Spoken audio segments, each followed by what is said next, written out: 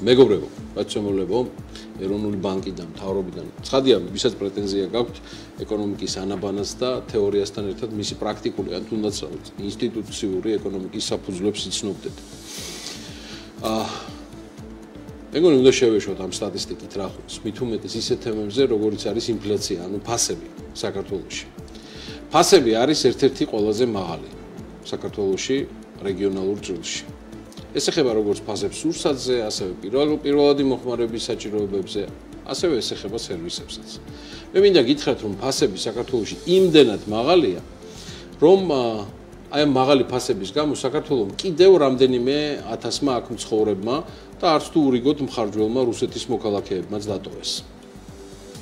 რომელთა მცირე ნაწილი დაბრუნდა დედა რუსეთში, ხოლო დიდმა ნაწილმა გადაინაცვლა სხვა ქვეყნებში, სადაც კლიმატიც და უკეთესი გარემოს გარდა ფასებიც ადეკვატურია და ხშირად არ უსწრებს თავად მოსკოვის, ან გნებავთ ხორვატიის, მონტენეგროს თუ ვარშავის ფასებსაც კი.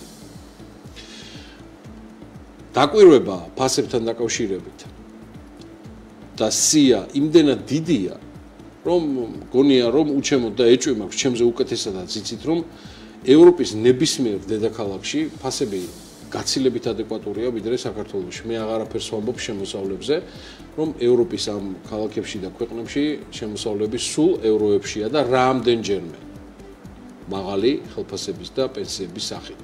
ანუ შემოსავლებით ვიდრე საქართველოშია. ხო და რა ვიცი, სტატისტიკით თქმობას როგორც იტყოდნენ ჩვენ, შეიძლება ალბათ გემს მივხედოთ და მთავარს. ფასები საქართველოში არის პრობლემა და ეს არის ეროვნული ბანკის და ასევე საქართველოს მთავრობის საზრუნი. რაც შეეხება ეროვნული ბანკის საზრუნს, მე ვუსურვებდი მათ გუნდსაც, ვუსურვებ ასევე სწორ თემებზე გააკეთონ აქცენტირება და უპირველეს ყოვლისა ჩემთვის ძალიან მნიშვნელოვანი იქნებოდა რომ მიხედონ რეპუტაციის თემას.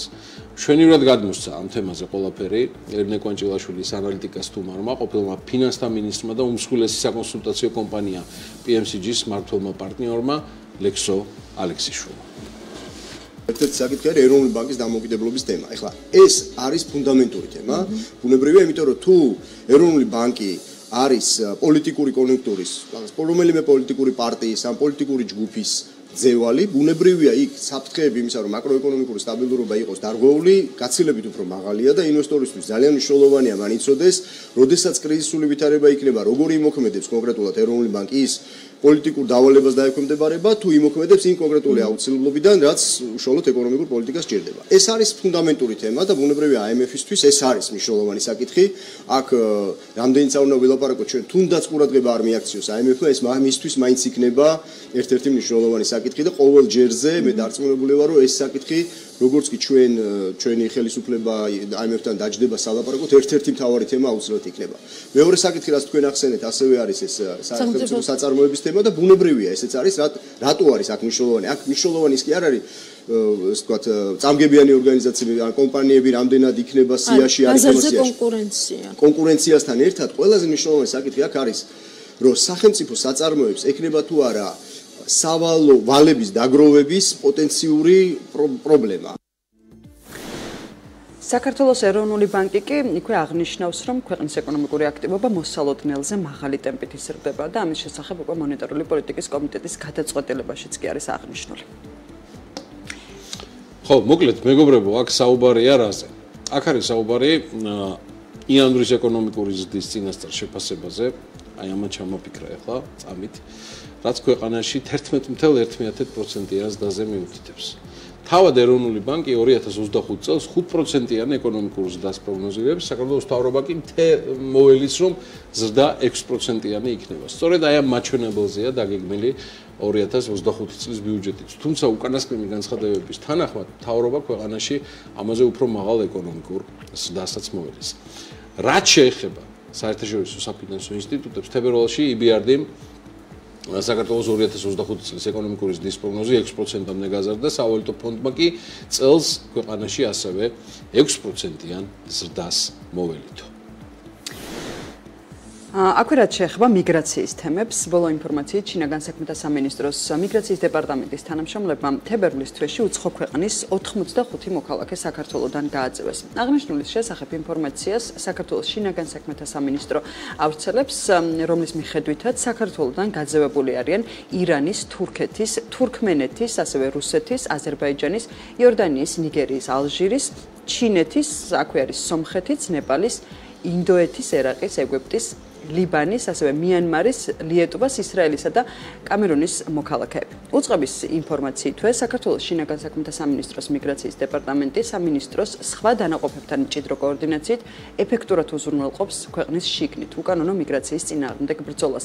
იანვარში კი დეპარტამენტმა უცხო ქვეყნის 37 მოქალაქე გააძევა.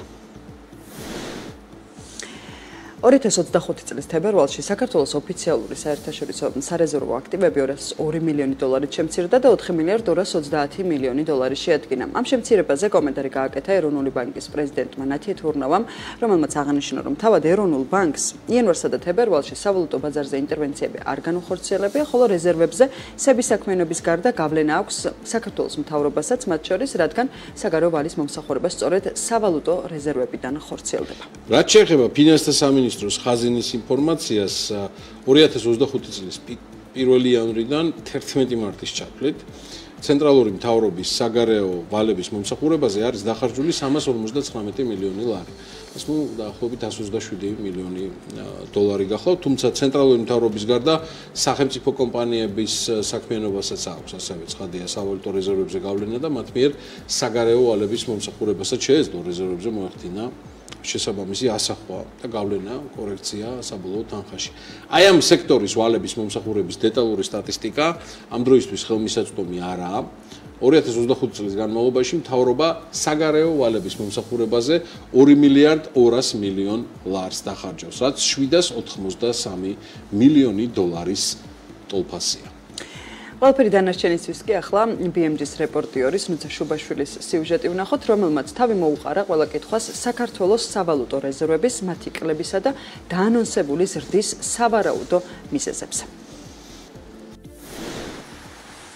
თუკი გასულ პერიოდებში ქვეყნის სავალუტო რეზერვების შემცირების ერთ-ერთი ძირითადი მიზეზი ეროვნული ბანკის სავალუტო ინტერვენციები იყო, მიმდინარე წლის დასაწყისში რეზერვების კლების ერთ-ერთი მთავარი განმაპირობებელი ფაქტორი საგარეო ვალების დაფარვა გახდა.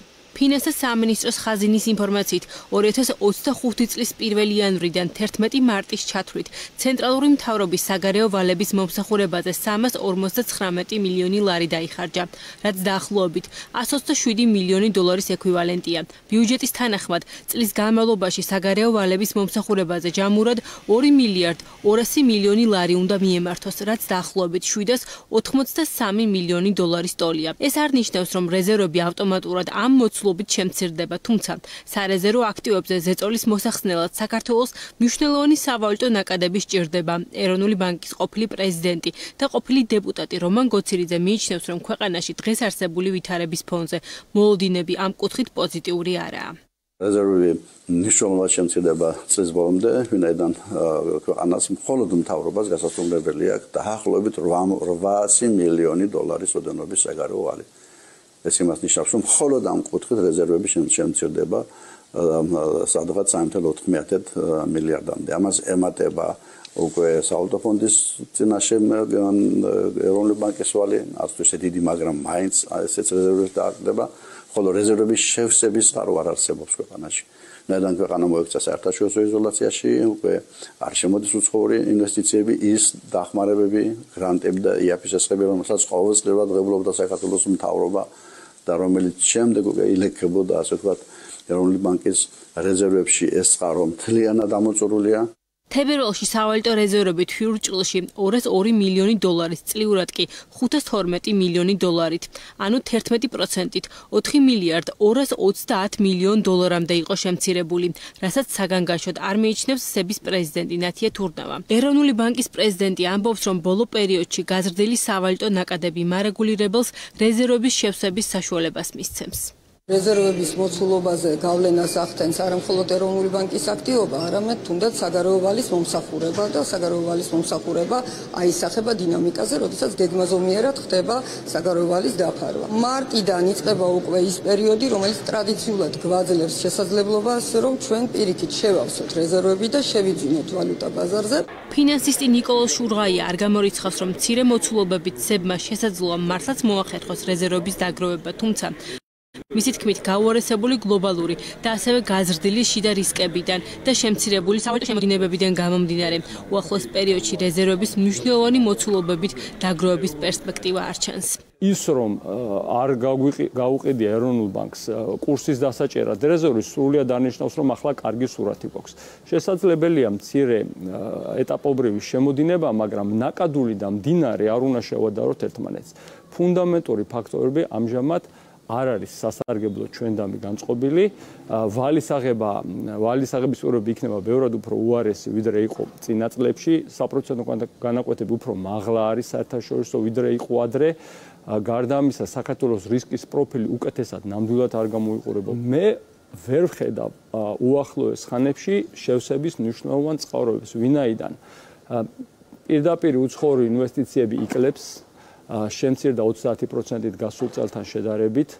საქართველოს სავაჭრო ბალანსი უარყოფითია მნიშვნელოვნად. შესაბამისად, უფრო შემცირებისკენაა ყველა გზა, ვიდრე მისი გაზრდისკენ.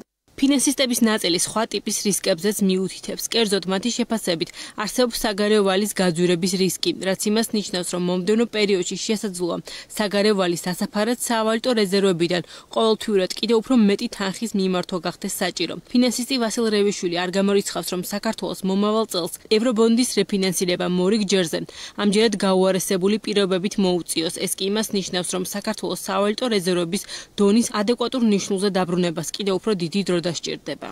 კუპონი, რასაც რისი გადახდაც მოგვიწევს რეფინანსირების შემდეგ, იქნება უფრო მაღალი ვიდრე დღეს. ანუ თუ დღეს არის საუბარი თქვა 200 მილიონზე, არ ვიცი, თქვა თუ გაიზარდა კუპონი, შეიძლება გახდეს ეს 200 მილიონი, 300 მილიონი. ეს რა თქმა უნდა სპეკულირება ხარ, არ დამითვლია, ხო?